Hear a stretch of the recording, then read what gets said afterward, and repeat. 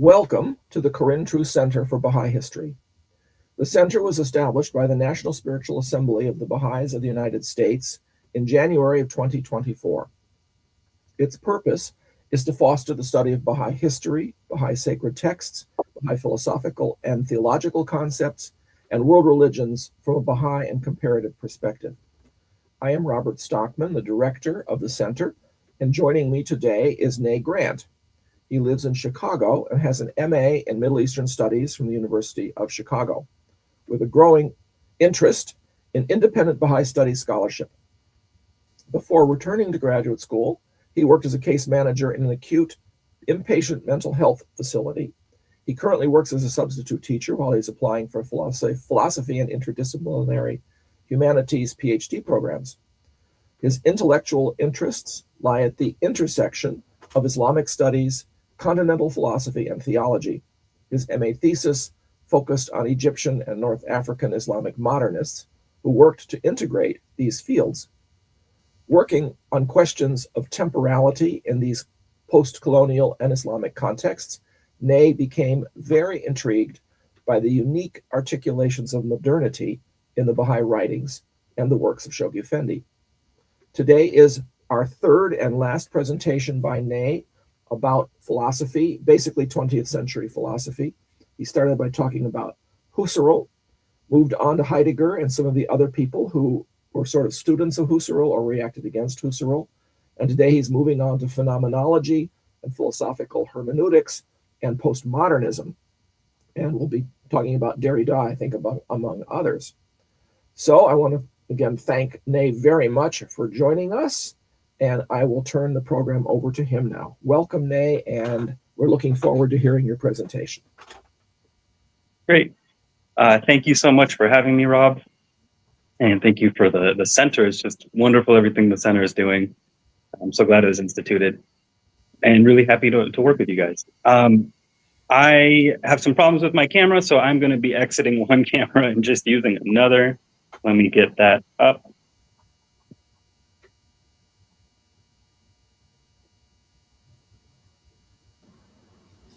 All right, and Rob, can you just give me a thumbs up if you can hear me? Yep. Okay, much appreciated. And sorry that I will be absent visually from the presentation, guys. Okay, so today we're looking at what can be called the postmodern turn in this tradition we've been looking at in phenomenology and philosophical hermeneutics. I want to begin with a passage from Baha'u'llah. Through him, the light of unity hath shone forth above the horizon of the world, and the law of oneness hath been revealed amidst the nations, who, with radiant faces, have turned towards the supreme horizon, and acknowledged that which the tongue of utterance hath spoken in the kingdom of his knowledge. Earth and heaven, glory and dominion are God's, the omnipotent, the almighty, the Lord of grace abounding. Just sort of a resonant passage to set the stage. All right. So to begin, briefly, just, well, why study postmodern thought? For one, it's highly influential. For similar idea, in a sense, it captures something of our moment. Why is a form of thought influential? Often because it tends to capture something resonant. And briefly, autobiographically, I would just mention that I'm a little excited about this week because this is actually kind of the form of thought that I was reading before I became a Baha'i, and actually in many ways kind of turned me towards the study of scripture and eventually the Quran, and eventually I met Baha'is. But yeah, if people aren't familiar with this canon, they might be surprised at that at first blush, that there are clear kind of openings towards religious thought in this postmodern canon. But for many people reading in late 20th century continental philosophy, religious questions abound and are often dealt with very respectfully and with a lot of openings towards a kind of religious mode of thought. So for someone like me, this was kind of my introduction to religious thought, interestingly enough. And it's part of my continuing interest, though of course I read it differently now as a Baha'i. Oh, and of course, as well, as we'll explore today, there are many openings towards global questions. So also very dear to Baha'is, the question of a coming global community, how that is affecting philosophy. Okay.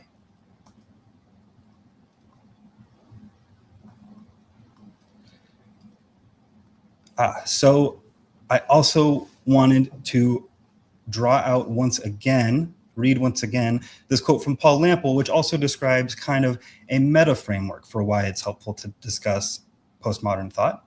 And that is just understanding the larger generational shift that is occurring, that we're living through. And Lample gives it just a really wonderful framework to think about as Baha'is. So I'll read it again. In the past several decades, the assumptions, aims, and methods of modernity that have driven humanity's progress for centuries have been increasingly challenged by postmodern thought. Postmodern thought can be seen not as an attempt to reject modernity, but as an interrogation of its weaknesses that opens the way for a new, more effective orientation if the consensus required for collective human endeavor can be reestablished. It is an effort to provide greater respect for the other and an opening in the social realm for voices that had been suppressed or marginalized. Modern thought sought methods and ideals that would provide a sure basis for prosperity and justice. Postmodern thought challenges these assumptions and approaches, but cannot provide a satisfactory alternative. Postmodern critique is, in a way, an effort to define the crisis of the old world order. Baha'u'llah's teachings are concerned with the resolution of this crisis, addressing what needs to be done during the period of transition to establish a new order. Which is such a wonderful passage, very helpful to frame any discussion like this. Okay.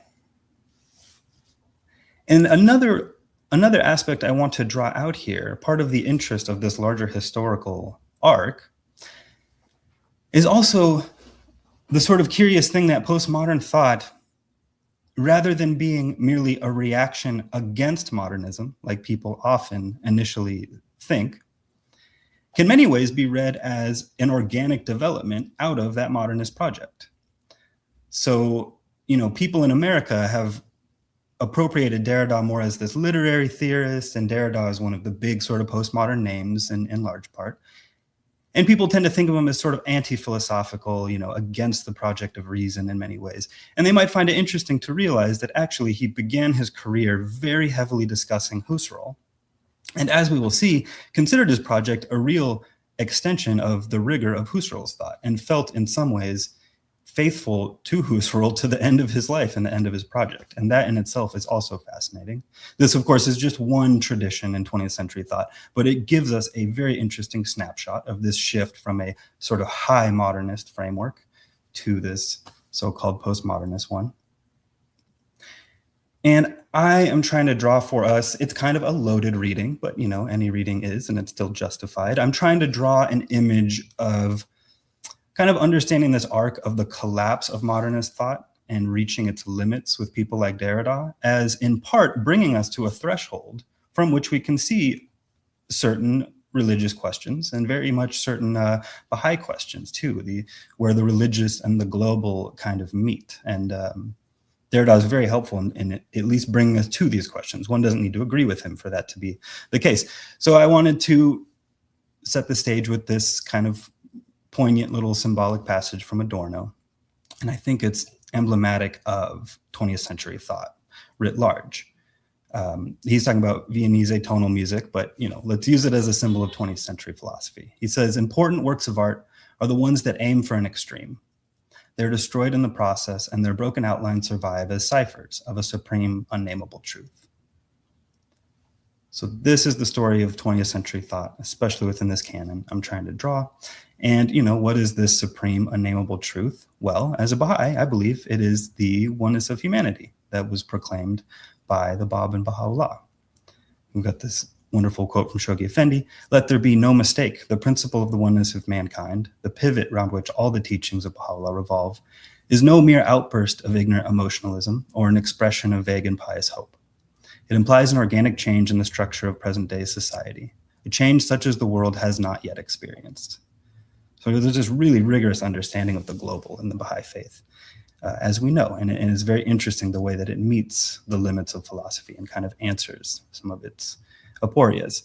Okay, so another quickly way to think about these different periods is that, you know, the modernist framework was really seeking, and don't worry, we're going to get into the actual thought soon, but to set the stage still, the modernist framework was really seeking a univocal lens. Husserl especially thought that there was going to be a truly self-similar, coherent single framework that could uncover the total truth of the universe. I mean, he really was one of the last to still believe this. That's why my kind of cheesy title, The Last First Philosophy. And it's a very univocal framework, it's very high modernist in a very, hubristic sense. And what we find with Derrida is more the equivocal. And what I want to draw out is the equivocal is not quite the same, but it reaches close to what we see in religious thought, and not just modern religious thought, not just postmodern, if you will, any religious thought in its richer aspects, and that's the multivocal. We'll explore this more towards the end, but I wanted to draw out that you find this even in, so-called ancient religious thought. Like, I'm also trying to call into question, can we even think of religion as modern, pre-modern, postmodern? And in some ways, religion is always sort of escaping these bounds, and that's part of what's interesting. So here, I just want to quickly read a quote from St. Augustine talking about this multivocal aspect of religion and scripture. "I referred to the depths of the mysteries, and its authority appeared to me the more venerable and more worthy of religious credence, in that, while it lay open to all to read, it reserved the majesty of its mysteries within its profounder meaning, stooping to all in the great plainness of its words and lowliness of style, yet calling forth the intensest application." And I would like to argue that part of what's interesting about religious thought as well is that while one can read it in a sophisticated way, sophistication and wisdom aren't really the same axis. Like a simple reading of religion can often be more wise than the more sophisticated, and vice versa, and that, there's something fascinating about the way religious thought kind of avoids the stratification of human endeavor and philosophy. Okay, but let's dive into the actual tradition and recap briefly Husserl, Heidegger, and Levinas, once again, like we did in part 2, but recapping it in a slightly different way that will bring us to Derrida's thought. So recall, Husserl's main move, his founding methodology, really, more than theory, a methodology, was the phenomenological reduction, also called the epoche. And this is the idea that we can, he believed, get to a pre-theoretical strata of experience, pure phenomenality, through his methodology, through this reduction. So what's the reduction? I'm going to be very brief with these things today, but for anyone interested, part 1 and 2, we go through this with more depth. But the phenomenological reduction says we bracket our belief in the external world. We defer our belief whether the external world exists in itself, in order to kind of cleave off all of our conceptual and theoretical apparatuses that we've taken for granted and return to that pure sphere of phenomenality. And for Husserl, he points out, what do we find when we bracket belief in the external world? We don't just find some subjectivity apart from the world, some, Cartesian pure subjectivity in the self. No, we find an extension already into the world with this experience of intentionality. So there is this almost a unity of self and world before we even start to theorize about subject-object and any sort of differentiation. And this is the genius of Husserl that makes him so relevant for later thinkers, even though they're facing different questions.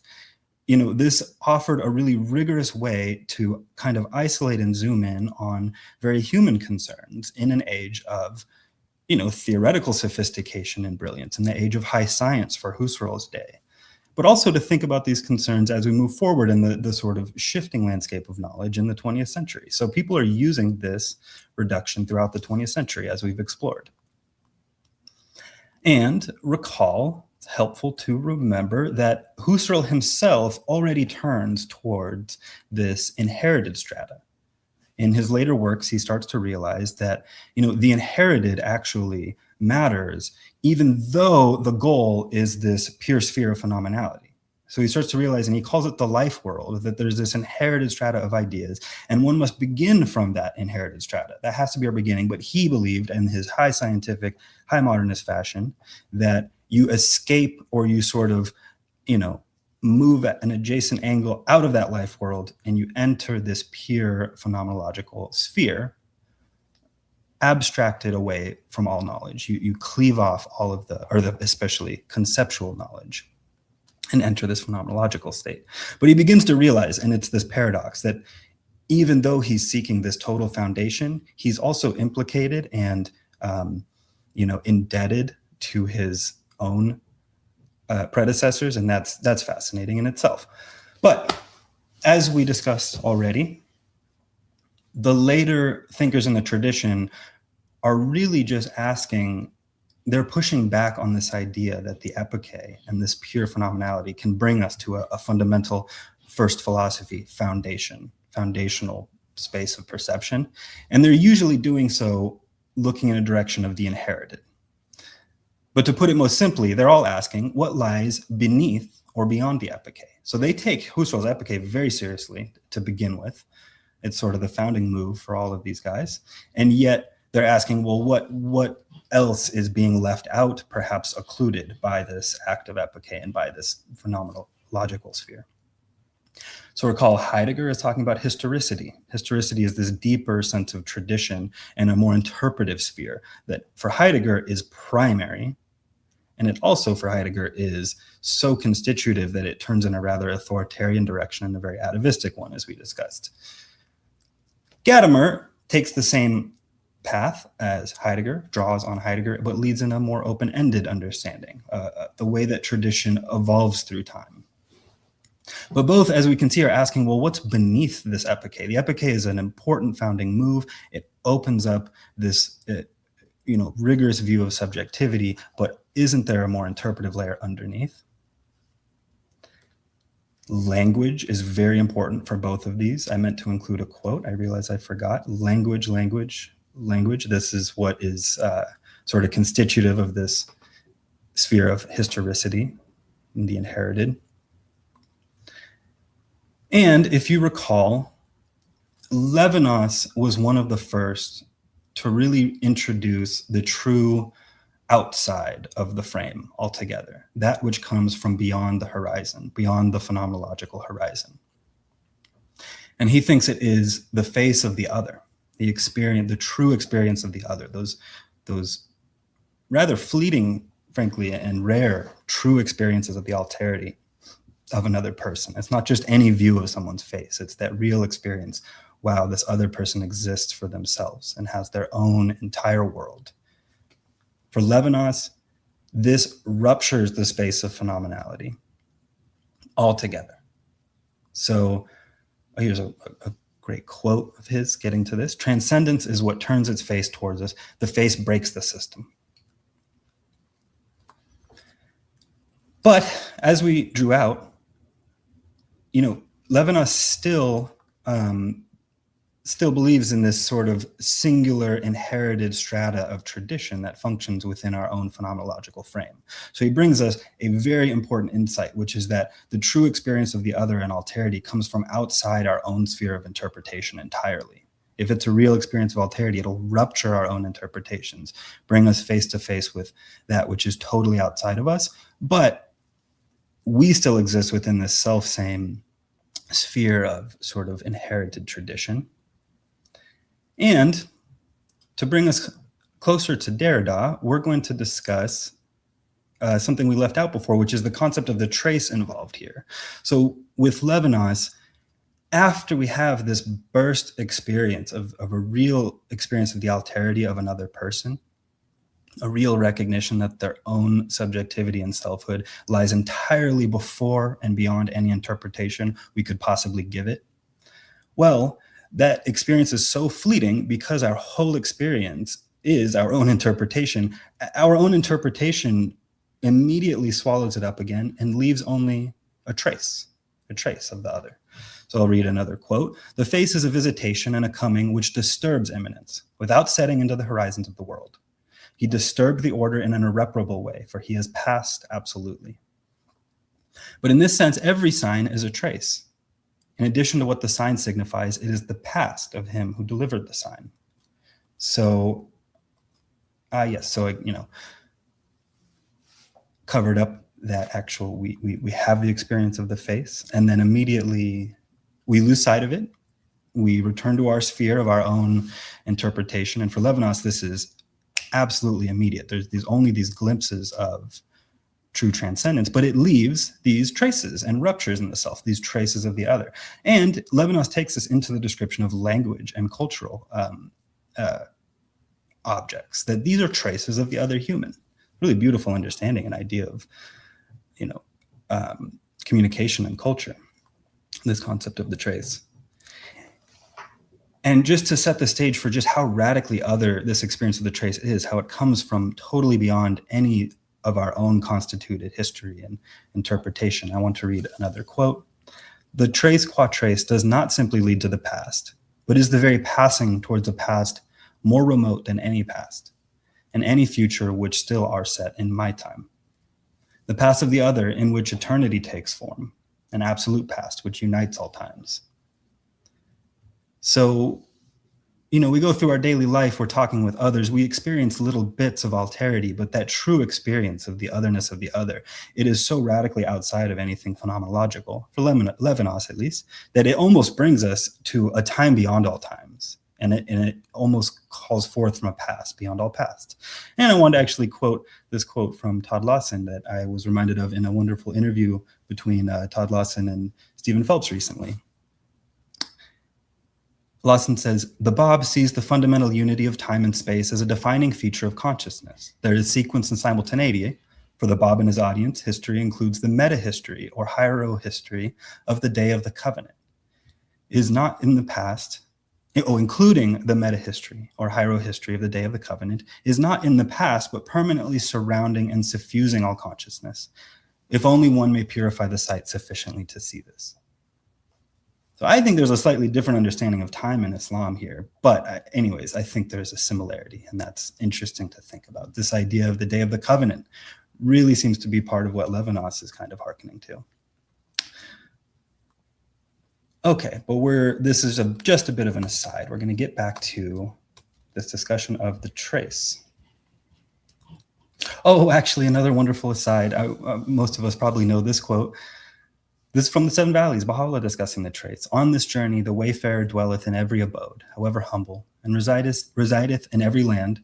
In every face he seeketh the beauty of the friend, in every region he searcheth after the beloved. He joineth every company and seeketh fellowship with every soul, that haply in some heart he may discern the secret of the beloved, or in some face behold the beauty of the adored one. And if, by the help of the Creator, he findeth on his journey a trace of the traceless friend, and inhaleth the fragrance of the long-lost Joseph from the heavenly herald, he shall straightway step into the valley of love." I don't mean to really interpret that one way or another. I just thought that was beautiful to include, obviously, some resonances. Okay, this concept of the trace, the absence of the other, and the sign as the trace, is really utilized by Derrida quite heavily. But before we get right back into that, let's just set the stage real quick.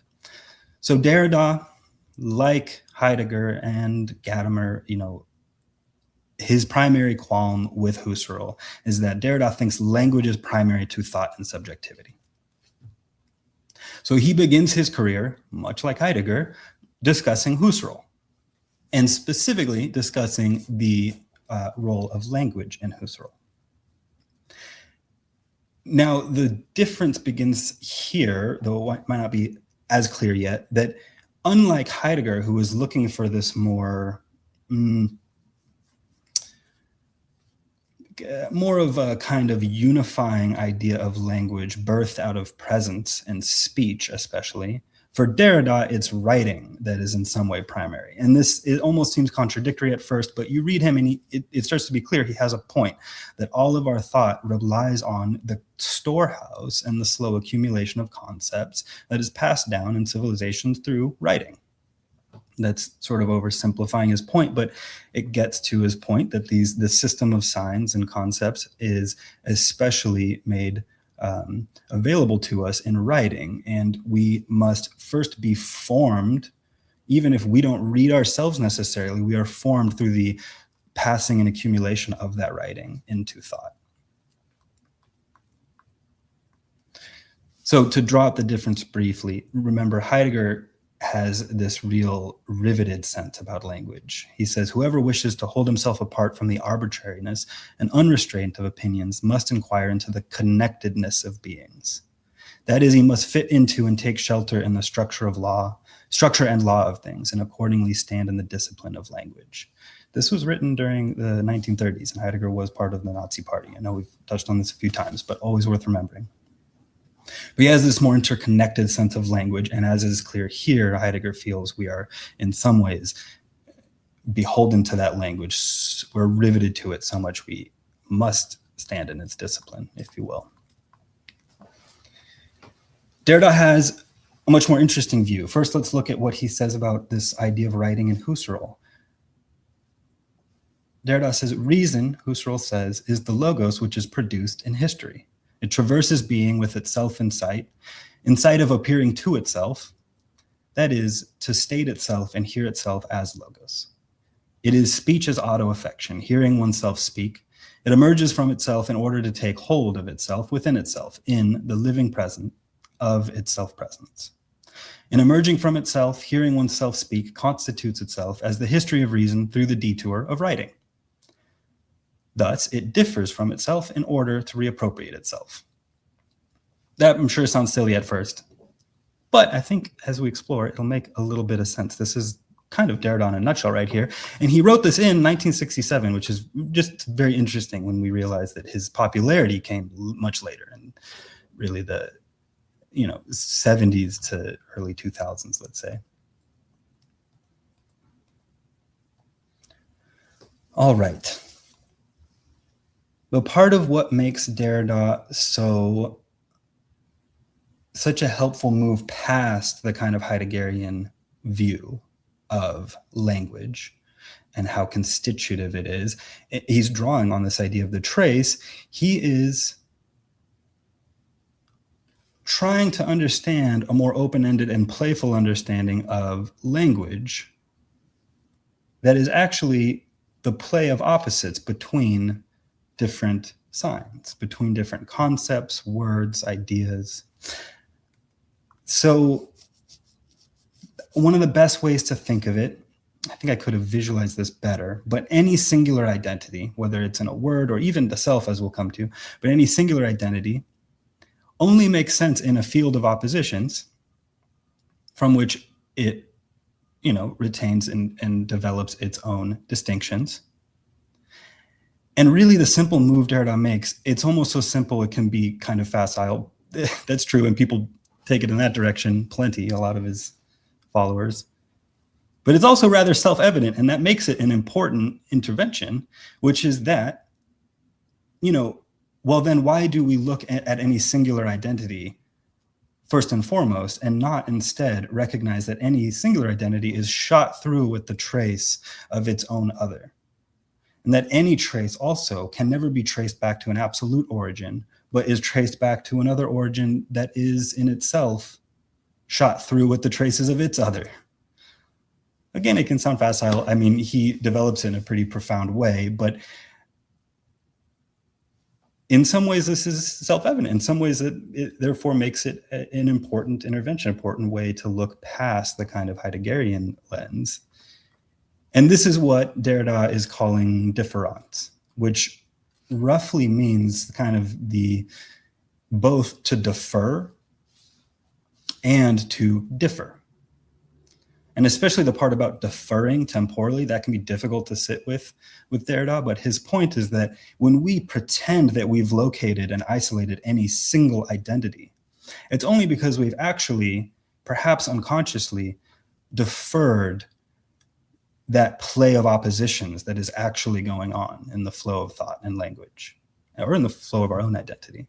We've deferred it, much similar to Husserl's epoché. It's one way of thinking about Derrida's connection to the epoché. Okay, but let's look at Derrida's discussion of the epoché most directly. So recall that at first, now we've just talked about really his discussion of language, but Derrida thinks this cuts to the core of the Husserlian project in an even deeper sense. And it's with this concept of the presence to self that seems to underlie Husserl's project, that seems to underlie the phenomenological sphere. So recall, for Husserl, in his understanding, if we could perform the phenomenological reduction properly, we would be able to reduce down to really the total transparency of the self to the self, transparency of the world even to a large degree. But there's this pure presence in the moment that is sought in the Husserlian mode. And like Heidegger, Derrida says, well, there's this textual sphere. He doesn't use the word historicity. He talks about textuality, but, okay, there's this textual sphere. But for Derrida, he radicalizes it in an interesting way. He says specifically, well, this textuality and this play of concepts that is running in our head, it cuts to the very core of the self itself. The very experience of presence to oneself is also merely a concept that in some ways we take for granted. That's to put it crudely, but that's one way to put it. In some ways we take it for granted, and it's by deferring the actual experience of this presence and absence that are playing. And it's the trace of the other and the trace of prior concepts that we've inherited through our language, this play of traces. So Derrida basically is asking Husserl, are we ever actually present to ourselves? And I want to point out here, Derrida is trying to out Husserl here. It really is very faithful to the phenomenological project to ask this question, because he's not simply trying to overturn the phenomenological space. If you think about it, he's actually, like the others, like Heidegger and Levinas, he's looking for something deeper, and he thinks he has found a more accurate experience. If Husserl thought that we could find this true, accurate experience of the phenomenality that founds the world and knowledge, Derrida was saying, take your analysis further, be more incisive, and you will realize that this play of presence and absence in the very self and in all the concepts that flow through the self is actually a more accurate reading. It's a more honest reading of the reality, and that whenever we isolate that experience of presence or isolate any singular concept, we're actually arresting a truer flow. We're actually, in a sense, making a choice, and we're actually returning back to what Husserl would have called the naive world. Husserl was always critical of that naivete of taking for granted, that which is assumed. He's always trying to dig to the core. So this makes a little sense that he's really quite faithful to Husserl here. It's fascinating. And here's a quote speaking to that. It is true that for me, Husserl's work, and precisely the notion of the epoché, has been and still is a major indispensable gesture. In everything I try to say and write, the epoché is implied. I would say that I constantly try to practice that whenever I'm speaking or writing. All right, so this has been Derrida in a nutshell. This has been Derrida in a nutshell, and we're going to have to move on to fit in the other parts, because obviously he's got a much richer canon as he gets away from Husserl. But this is Derrida in a nutshell. This captures what we need to be looking at to tie things together. And what I especially want to draw out, a part of why I think Derrida is so impactful even today, is that his understanding of tradition here is much more congenial and it captures much better our global moment. Especially, I would say, for Americans, we read someone like Gadamer, and there's no way to feel any sense of identity with the kind of linearity of culture that someone like Gadamer seemed to experience. It's admirable, it's wonderful, but that's such a German experience back through 19th century Bildung, what have you. In a very multi-ethnic society, do any of us have a very linear sense of tradition? Of course not. And actually, I want to bring up here that someone left a comment on part 2 that really stuck with me later more and more, which was that, we were discussing the idea of self-sacrifice and the global moment. And someone pointed out another role of sacrifice in the global moment is that we seem to be required to sacrifice the idea of the wholeness of the past in order to live in a more global identity. And I think Derrida picks up something of this. I think that was a wonderful comment, and it goes in many other directions. But I think Derrida is, in some sense, moving in that direction. So why is this? Well, for Derrida, it leaves open a sense that our tradition, any tradition, is already shot through with traces of others. And if you're thinking about difficult questions of kind of, in our global moment, many difficult questions of sort of post-colonial questions and racial otherizing, this view also has a manner of taking that into account. I think of my own family. I have from a family that's like 8 generations in California. And there's this uncanny way that no one talks about really Native American history in California. And yet my family has like Native American baskets inherited from my great-great-grandfather who was a doctor on a reservation. And we don't talk about the history of how those reservations, especially in California, ended really with, not just erasure, but murder, frankly. And anyways, not to get too heavy, but these traces of the other are present in any tradition, right? And Derrida gives a way to actually take that into account. There's also, this is similar, almost equally important, there's no pure origins in this view. And, someone like Heidegger, but even Gadamer to a degree, there's this sort of search for a pure lost origin at the root of all tradition.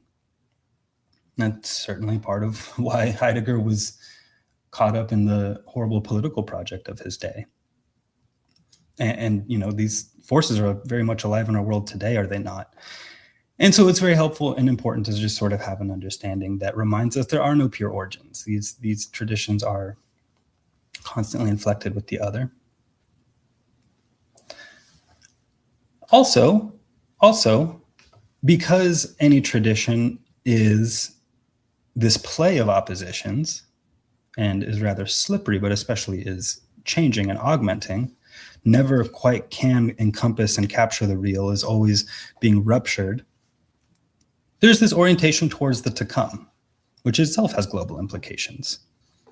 Here's a wonderful quote from John Caputo about this aspect of Derrida's thought. He says, in its most condensed formulation, deconstruction is affirmation, a yes come, to the future and also to the past, since authentic past is also ahead of us.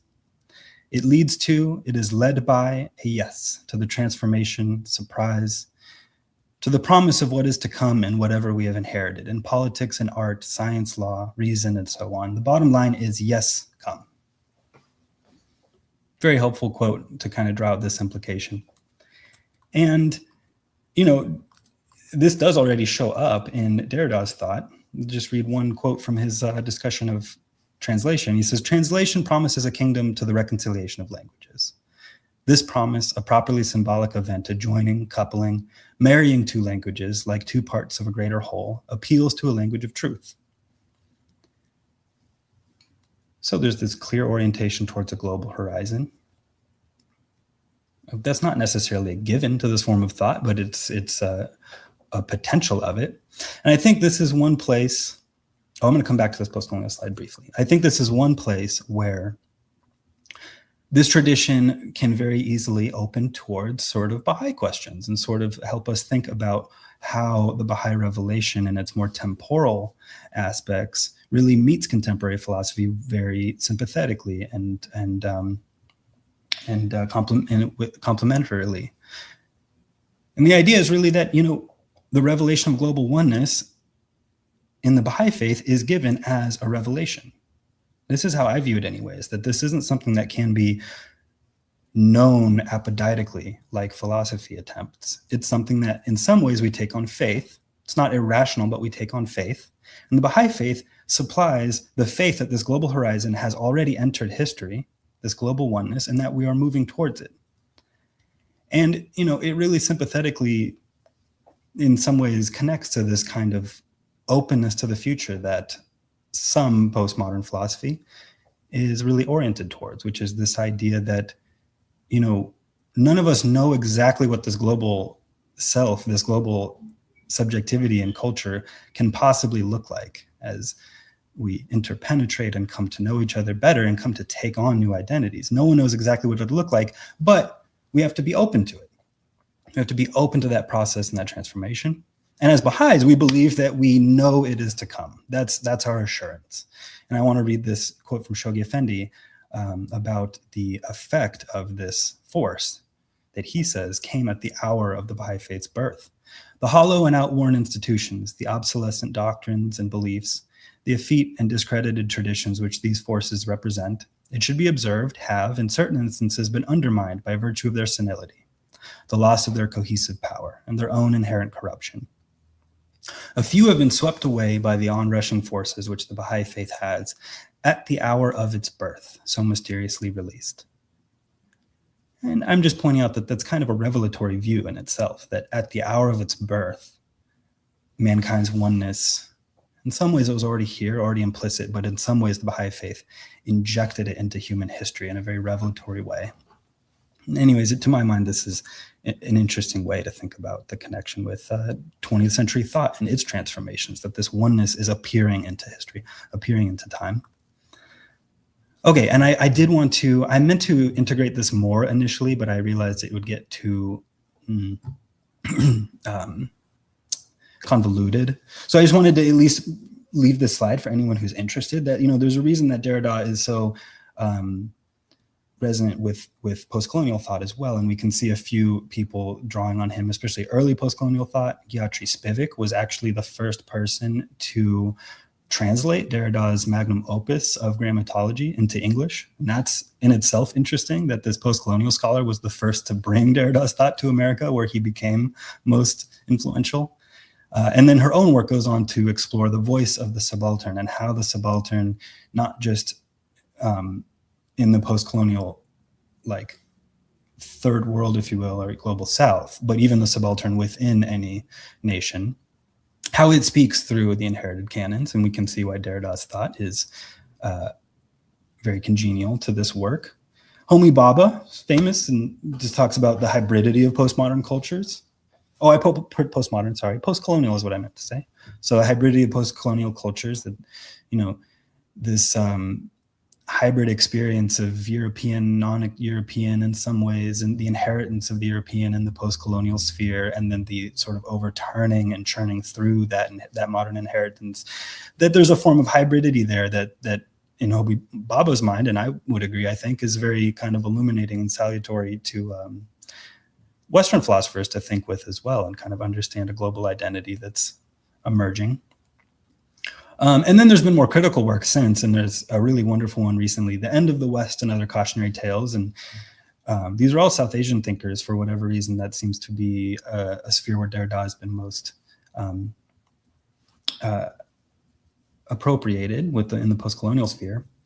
But anyways, this thinker draws on the whole tradition we've looked at. So if anyone's interested in a great overview book, this book goes over Husserl, Levinas, Heidegger, Derrida, and then a bunch of post-colonial thinkers, and discusses a kind of funny give and take between this canon that he thinks is a little too binary and should point us in a kind of more playful global direction. Anyways, I just wanted to give these directions for anyone curious. So we've discussed the opening to the global at the end of this tradition. And now I'd like to bring us to, well, theology, to discussions of religion and what, how we can begin to think about the religious opening here in postmodern thought. So first, let's discuss some of the major ways that it has already been discussed in postmodern thought, and this is a very prominent place for modern theology. across faiths. There are Muslim workers working on Derrida and plenty of Christian and Catholic. Okay, so there's two main schools, more or less. One is this idea of weak theology. People like John Caputo, Mark C. Taylor, Gianni Vattimo, all Christian. I forget which denominations, or if any, and they are basically arguing, as I understand it, that after all deconstruction, this remainder subsists, the idea of the infinite. So that's why it's called weak theology, is it's a minimal theology. Thought is radically limited. Deconstruction is almost a negative theology, a negative path towards some other idea of the divine and the holy. And Derrida himself wrote on negative theology. He didn't think his thought was exactly negative theology, but that's, for other people to read if they're curious. Okay, and then the other option, also very interesting, radical orthodoxy. People like Jean-Luc Marion, one of the first to write about theology in this canon. He's a Catholic thinker. He has a very interesting concept, which is that God saturates reality and thought. So, postmodern thought can also be dialectically related to, as theologians, in Marion's mind. This dialectical relation can be sought. But instead of a weak theology or this minimal theology, it's almost the opposite, that God so radically exceeds and saturates reality that even though thought is radically limited, it necessarily is inflected with the divine. Okay, this had to be brief, but I hope that draws out a little bit of some interesting theological directions. And I actually want to pull out, I found this during FAST, what Marion calls the saturated phenomenon. There's a passage in Al-Ghazali that encompasses it like par excellence. It's wonderful. So let's read this quickly. And just keep in mind sort of Derrida and deconstructive moves as we've uncovered them as we read this. It's very fascinating. The obvious way to reach knowledge of things is through opposites. But when something neither changes nor has opposites, all states are alike in giving witness to it. Hence, it is not unreasonable that God's light be hidden, that its hiddenness derive from the intensity of its disclosure, and that heedlessness of it stems from the radiance of its brightness. So glory be to him who is hidden from creatures through the intensity of his manifestation, and veiled from them because of the radiance of his light. I suppose I won't comment on it even, just let it speak for itself. Isn't that so fascinating to read? It maybe goes to what I was saying about how we read religious thought. It's not quite modern, postmodern, pre-modern. It's this sort of other form of thought coming through. And this book, The Niche of Lights, really stands at the kind of beginning of textual Sufism. There were Sufi orders and lodges, but this is one of the first to actually try to discuss it in a theoretical fashion. Okay,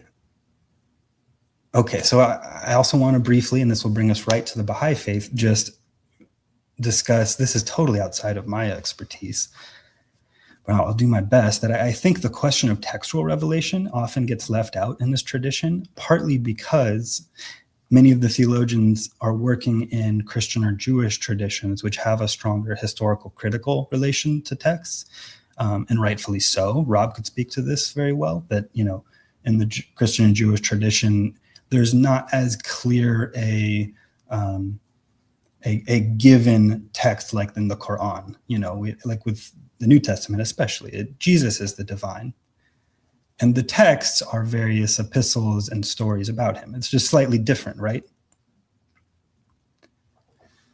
But in the Quran, and then in the Baha'i Faith, we have a prophetic revelation. This is a different matter to keep track of and just think about. And it does, I would think, present a different reading of this 20th century thought. I'm not sure exactly how or how fully. But let's read this surah from the Quran, and this was actually the first revealed to Muhammad. The angel Gabriel said to him, "Read, O Prophet, in the name of your Lord who created humans from a clinging clod. Read, and your Lord is the most generous, who taught by the pen, taught humanity what they knew not.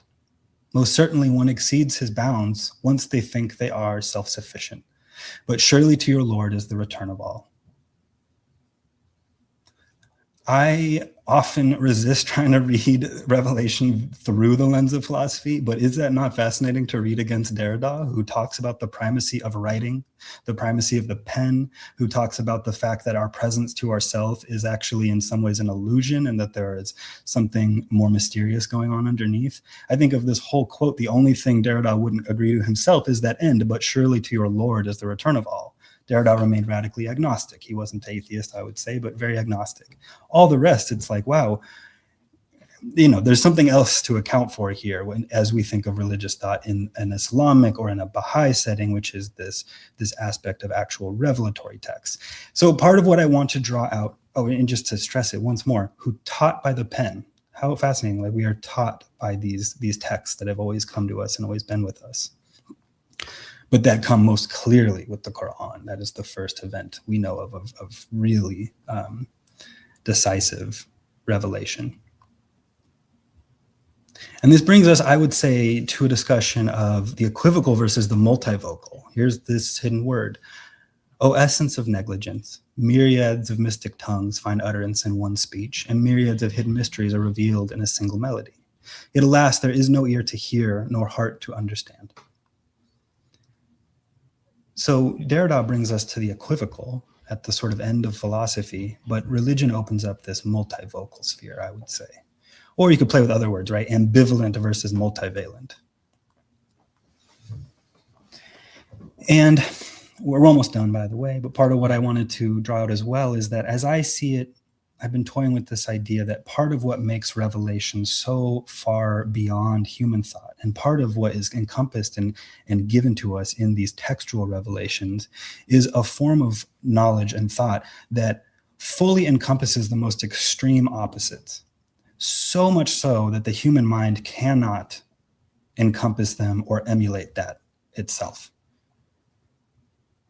And that's why there's a different epistemology in the writings, that we access this knowledge in a state of detachment, and in recognizing the prophet, it's not something that can be found apodeictically through the process of philosophy. But this presents a dialectical relationship with philosophy too, a sympathetic one. It doesn't crush philosophy.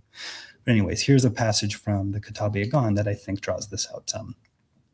The knowledge of him who is the origin of all things and attainment unto him are impossible save through the knowledge of and attainment unto these luminous beings who proceed from the Sun of Truth. By attaining therefore to the presence of these holy luminaries, the presence of God himself is attained. From their knowledge, the knowledge of God is revealed, and from the light of their countenance, the splendor of the face of God is made manifest. Through the manifold attributes of these essences of detachment, who are both first and last, the seen and the hidden, it is made evident that he who is the Son of Truth is the first and the last, the seen and the hidden. This almost wraps us up. I just want to maybe draw out briefly that even these exact pairs of opposites, the first and the last, the seen and the hidden, those are some of the exact pairs that we see running through this 20th century philosophy we've now explored. From Husserl, who was obsessed with origins and beginnings. He was the philosopher of beginnings par excellence, to someone like Derrida, who almost brought us to an eschatological end, first and last. The seen and the hidden, even more so. Husserl, at the very beginning, believed we could uncover a total transparency of truth. Everything would finally be seen in the light of day. The end of modernity would be this total transparency. That's why he's called a high modernist, very much a high modernist. And yet the immediate biggest critique was Heidegger's, who's looking towards the hidden. As much as he was a noxious man, he had a point that there's this polarity between the seen and the hidden in human thought, that this tradition approaches, but can never quite balance this. In some ways, can only get stuck equivocating, really, whereas revelation comes with that holistic order. And I'm ending with the same quote I ended at the very beginning of part one, which is from one of my favorite philosophers, Simone Weil. She says, true philosophy does not construct anything. Its object is given, namely our thoughts. It only makes an inventory of them, as Plato said. If in the course of making this inventory it finds contradictions, the inventory does not depend on philosophy to suppress them, for then it would lie. And then I just put the same quote from before, the knowledge of him who is the origin of all things, and attainment unto him are impossible, save through knowledge of, and attainment unto these luminous beings. So it's a different epistemology, sort of past the paradox. But we can only just approach it in glimpses of these entire opposites that revelation encompasses, through the manifest attributes of these essences of detachment, who are both the first and the last, the seen and the hidden. It is made evident that he who is the Son of Truth is the first and last, the seen and the hidden. And just to encompass it all one last time, you know, this is the arc I've been trying to draw since the beginning, that 20th century philosophy can in some ways be read as bringing thought to a certain threshold from which something like the Baha'i view can make sense. And as I mentioned, that's my own path. Not that I was reading this stuff so heavily when I was younger, but I was really interested in these thoughts and these ideas in undergrad, and that's what turned me towards religion. So I think I'm not wrong to point out that this is a viable path for teaching for some of us, for those who are interested, and for that reason alone, perhaps worthwhile. Okay, I will try to log back on to my phone so that I have a camera. Good. I'm going to remove the slideshow momentarily. I can always put it back up if someone wants to be able to see it again. And while we're working on are there any questions, Rob? I'm going to look right now. I have all these other things popping up on my screen, unfortunately. I've got a lot of people saying, great talk, great talk. Albert Taborn says, with all spiritual and philosophical thought, our historical ties to the past have to be reassessed. But assessed with what standard? Although this does not directly follow, this is why the Guardian calls race unity, quote, the most vital and challenging issue. The ideas and virtues that one will develop in the process of breaking from our past thinking are so vital to the oneness of humanity. Sorry if you choose to respond. I have to go pick up somebody, but I'll listen to the recording.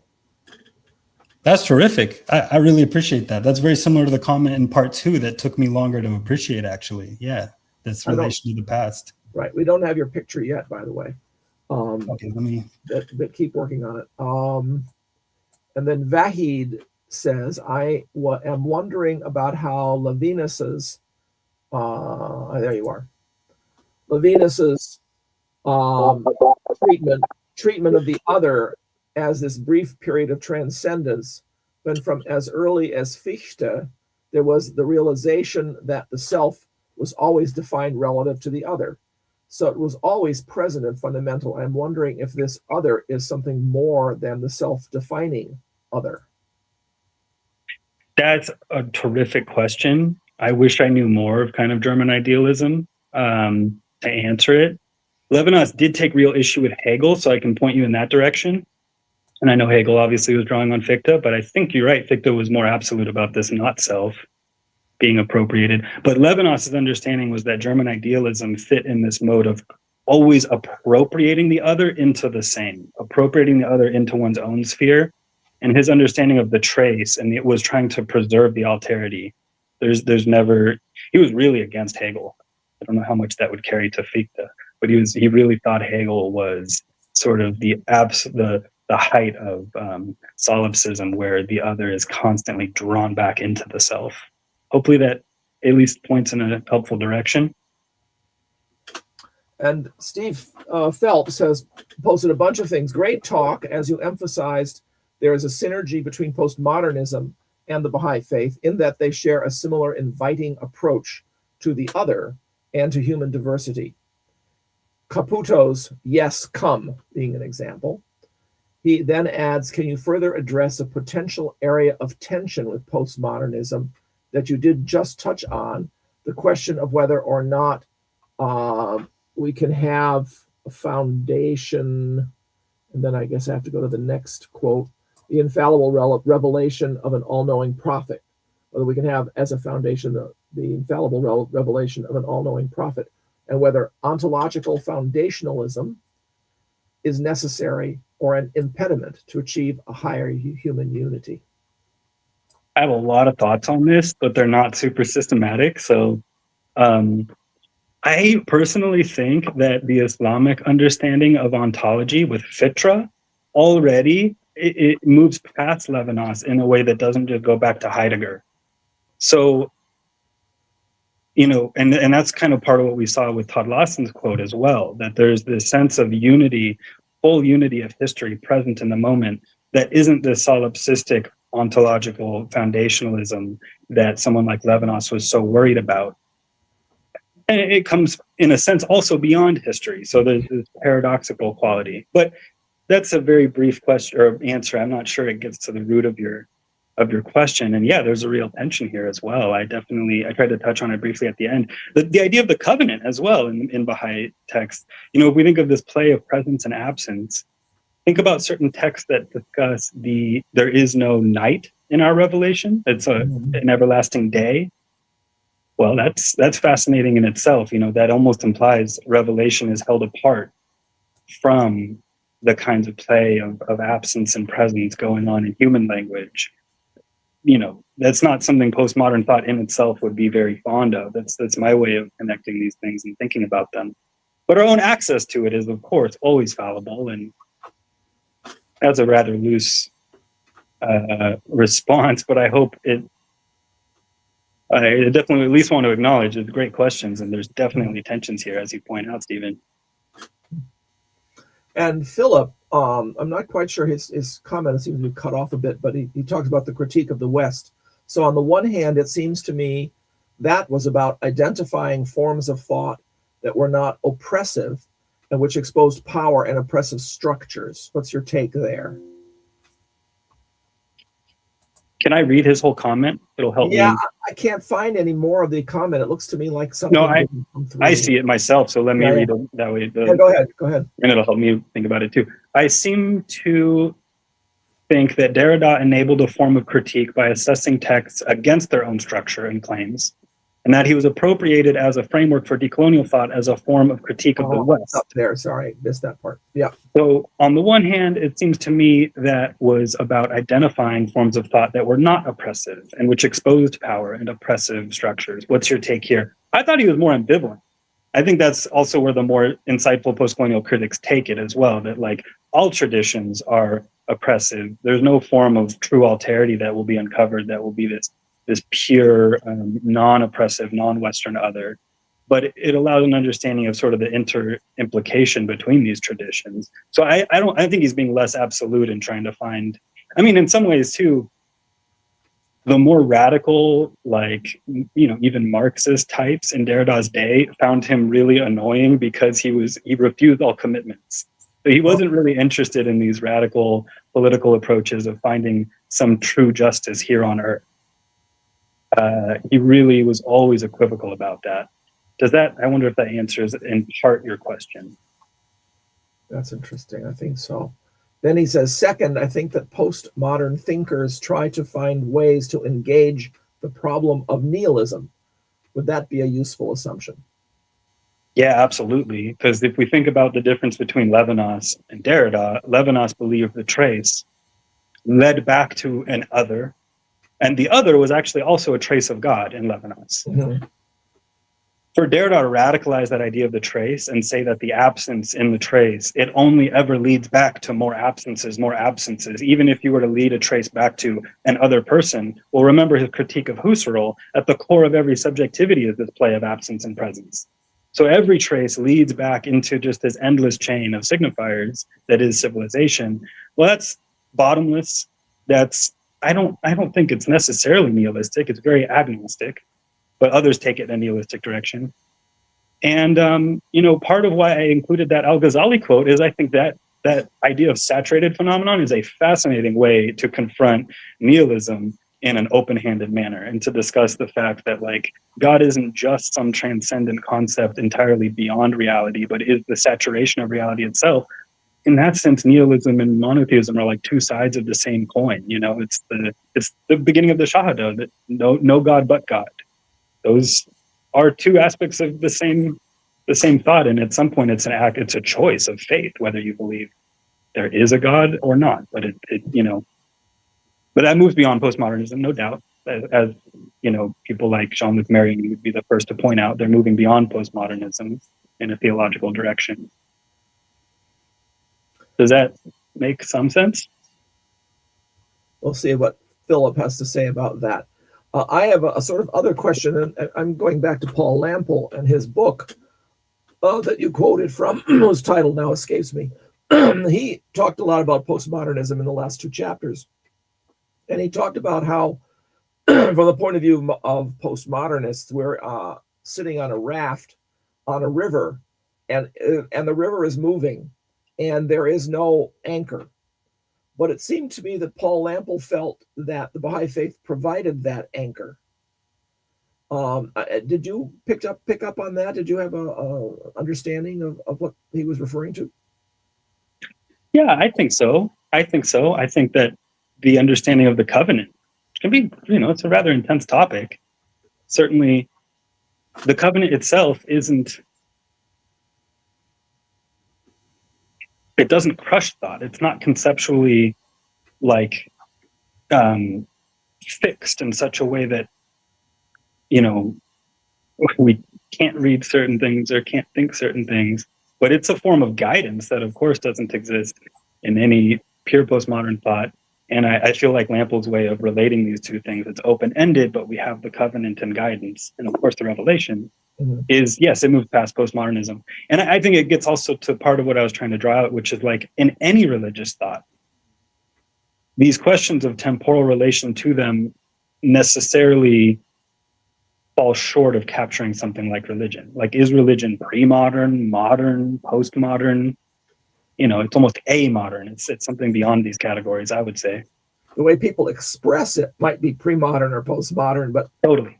But the traditions themselves are so plastic and so capable that they can be really expressed in many different ways.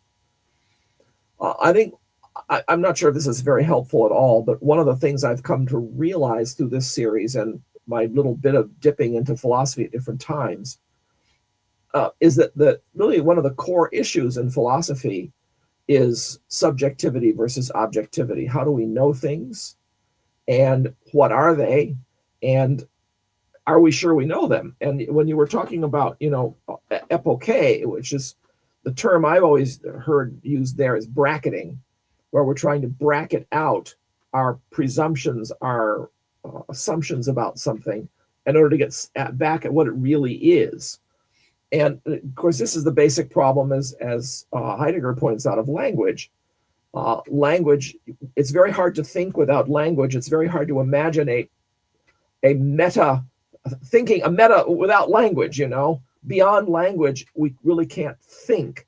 But the thinking itself, the language itself, restricts our thinking to some extent.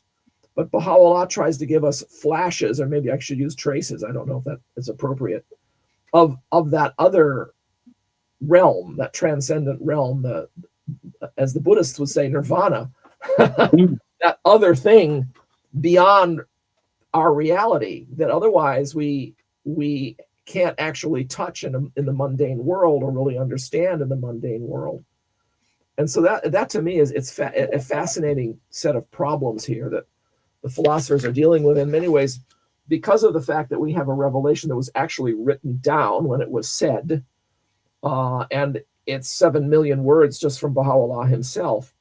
We have a very different situation where philosophy, theology, and just generally understanding the world is concerned, because we have guidance, immense guidance that we can count on. A lot of the problems that, as you said, the Christians have is that, we don't even know whether Jesus said any of the things in there that he said. Right. People fall back on Paul because Paul actually wrote down his own ideas. Or, well, half of the letters of Paul are by Paul. The other half of the letters are written by other people anonymously. So we have that problem still too. But the biblical text is far less reliable and much shorter than what we have, and certainly even less reliable than the Quran. And the Quran is longer than the Gospels. So It's a very difficult situation in the modern world for these earlier religions, because people are now aware of the limitations of the revelation that they have available to them. And it's going to take us 1,000 years to start running up against the limits we have, I think. Yeah, and just the coming of a more kind of given revelation like the Quran does present in its own ways more difficult philosophical issues as well. Because then you're confronted with how to appropriate it when you know, I don't know, it's multivocal in itself, as I was trying to draw out, but it's so much more given and present to us in a way that these Christian and Jewish thinkers I haven't necessarily had to confront as heavily. And there is some interesting Islamic works in this tradition and kind of postmodern thought as well. Yeah, that's intriguing to know that there are Islamic postmodernists trying to connect all of this together. One right in your town, very famous one in Notre Dame. Really? Who? Ibrahim Musa. I've heard of him, but I haven't met him. Okay. He's a wonderful book on Al-Ghazali and some in postmodern thought, you could say. It's kind of just looking at Al-Ghazali in a modern frame. Interesting. And Philip did reply and say, I really appreciate the connection between the different thinkers from Husserl to Jean-Marc Marion and the other answers as well. The answers as well. Thanks. So that's good. That's very terrific. Cool. I wanted to speak to your point, Rob, briefly. Yeah, I was just reflecting on what you were just saying. That to me is also what's most interesting about this tradition, is that the line between philosophy and metaphysics becomes increasingly sharper. And the question of whether philosophy has ever supplied its own metaphysics becomes asked most clearly in this 20th century thought. In a number of traditions, you find it in like Wittgenstein too, and other places. I really like this phenomenological tradition because it's a little more culturally resonant too, and helps you think about modern society. But yeah, and it ends up really confronting you with the question as religious people, like, what can we actually know from the mind versus what are we actually just taking on faith and the revelation? And that's a fine form of epistemology, but it helps us clarify the distinction and not just try to offer the revelation as if it's some provable piece of philosophy. They're different. These are different orders of thought. Yeah, that's a good point. I think it's a common misunderstanding of philosophy that it is really disconnected with spirituality or theology. And to some extent, it's because many modern philosophers are dealing with aspects of philosophy that are either beyond most people's understanding or clearly, like, for example, logic, which could be seen as a form of philosophy, where the divine doesn't come in. But consider the Greek philosophers; they were all dealing with the whole question of the next world, or if there is a next world, and how do we know something? With the whole question whether we can know things just by looking at the phenomena, or whether we're actually picking up on that phenomenon in the mind of God. And people also aren't even aware of the fact that Confucius, who many people is the sort of the philosopher par excellence for China, was very much dealing with the whole question of heaven and the spiritual side of the world. He was really not a secular philosopher at all. So philosophy has always had to deal with these other things. Yeah, absolutely. And with the modern canon too, I just really appreciate that even a more dialectical relation can be taken with the more disillusioned, one could even say nihilistic side, just by recognizing that Baha'u'llah said that prior revelations wouldn't be able to sustain us. That we would almost necessarily, there's so many quotes of like, this is not the age of triumph, this is the age of despair, supply the medicine. It almost implies, the people who are reaching a kind of more nihilistic, pessimistic view are in some ways acknowledging real limits of our age, in some ways coming to find out real truths about our human limitations. And it's from there that we can kind of pick up and with a more open hand offer a revelatory response that meets this global age, and especially that global aspect. Yeah, and I think Baha'is, as they go into philosophy, are going to have an interesting challenge trying to figure out how to contribute, and ultimately can make some very important contributions, I would think, based on some of the insights from the revelation. Yeah, absolutely. I mean, part of what I was hoping to do with this these 3 parts was just to bring some awareness to some traditions where people are already working on religious thoughts, and the Baha'i Faith offers a slightly different, a really congenial route through it. And it could be a good canon for people, if anyone interested in philosophy, to kind of work on and relate to the Baha'i revelation. Good. Vahid says, are you familiar with Douglas Hofstadter's concept of a strange loop, author of the famous book Gödel, Escher, and Bach? This idea might prove an avenue for transcendence or exit from the recursion of Derrida. Oh, awesome. I haven't heard of it. If you have any thoughts, would you say he goes in a different direction than Levinas? Because I'm still very fond of Levinas's way out, the transcendence of the other, the tracing back to other subjectivities. Anyways, if you have time to comment, perhaps, does it seem even different from that, and in what way? And this whole idea of the trace of one leading to the trace of the other sounds so much like the eternal idea of the chain of being, and Nagarjuna's concept of emptiness, how everything is really empty of its own self, because what we have is the interaction of phenomena with each other, and we're looking at the interactions. Which idea is that? I think about Nagarjuna and his concept of language, how language is I guess, empty. I'm not really quite sure how he does that, but Buddhism very much talks about a chain of being also, where everything itself doesn't exist on its own. It exists in reaction to, in connection with everything else around it, and everything is constantly changing because these connections are constantly, changing. One thing changes and it affects the other thing, which changes the next thing, which affects the first thing, etc. Yeah. It sounds very much like this idea of traces to me, but I don't know. No, it sounds very neat. Absolutely.